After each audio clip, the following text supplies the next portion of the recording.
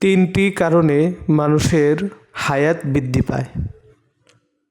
সম্মানিত দর্শক শ্রোতা, আল্লাহ রব্বুল আলামিন সূরাতুল ফুসসিলাতের ৩৪ নম্বর আয়াতের মধ্যে ইরশাদ করেন, ওয়ালিকুল্লি উম্মাতিন আজাল ফাইজা জাআ আজালুহুম লা ইস্তাখিরুনা সাআতাও ওয়া লা ইস্তাকদিমুন। যে প্রত্যেকটা মানুষের একটা নির্দিষ্ট সময় আছে, মৃত্যুর সময় আছে। যখনই তার মৃত্যুর সময় এসে যাবে তখনই তার মৃত্যু হয়ে যাবে। সেখান থেকে সামান্য সময় কমানোও হবে না এবং সামান্য সময় বাড়ানোও হবে না। কিন্তু তারপরেও কোন বিশেষ কিছু আমল আছে যেই আমলের মাধ্যমে আল্লাহ রব্বুল আলামিন বান্দার হায়াতকে দীর্ঘায়িত করেন, হায়াতকে বৃদ্ধি করেন।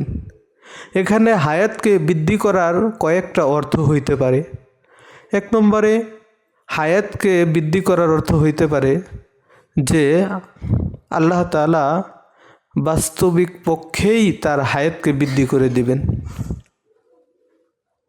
আর একটি অর্থ এরকম হইতে পারে যে আল্লাহ রব্বুল আলামিন তার হায়াতের মধ্যে বরকত দান করবেন, যার কারণে সে অতি অল্প সময়ের মধ্যে অনেক বেশি কাজ করতে পারবে। উদাহরণস্বরূপ বলা যেতে পারে সে 50 বছর বয়সে 70 বছর বয়সের মতো কাজ করতে পারবে। অথবা তার আরেকটি অর্থ এরকম হইতে পারে যে সে এমন কিছু কাজ করে যাবে, এমন কিছু ভালো কাজ করে যাবে যেই ভালো কাজগুলা মানুষ যুগ যুগ ধরে আলোচনা করতে থাকবে। সম্মানিত দর্শক শ্রোতা, তো আমরা জেনে নেব সেই বিশেষ তিনটি আমল কি।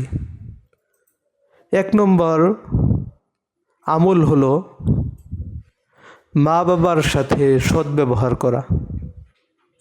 মা বাবার সাথে যখন সদ্ব্যবহার করবে তখন আল্লাহ রব্বুল আলামিন এর মাধ্যমে বান্দার হায়াতকে দীর্ঘায়িত করে দিবেন।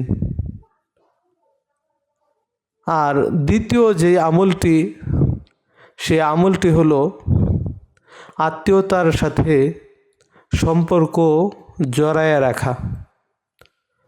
যখন সে আত্মীয়দের সাথে সম্পর্ক স্থাপন করবে, তাদের হকগুলো আদায় করবে, আল্লাহ রব্বুল আলামিন এই আত্মীয়তার সম্পর্কের বদলতে তার হায়াতকে বৃদ্ধি করে দিবেন।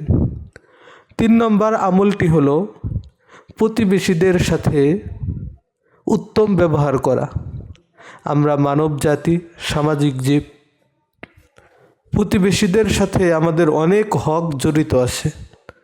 আমরা যদি প্রতিবেশীদের হকগুলো আদায় করতে পারি, তাদের সাথে সদ্ব্যবহার করতে পারি, তো আল্লাহ রব্বুল আলামিন এর মাধ্যমে আমাদের হায়াতকে বৃদ্ধি করে দিবেন। আল্লাহ রব্বুল আলামিন আমাদের সবাইকে এই বিশেষ 3টি আমল করার তৌফিক দান করেন।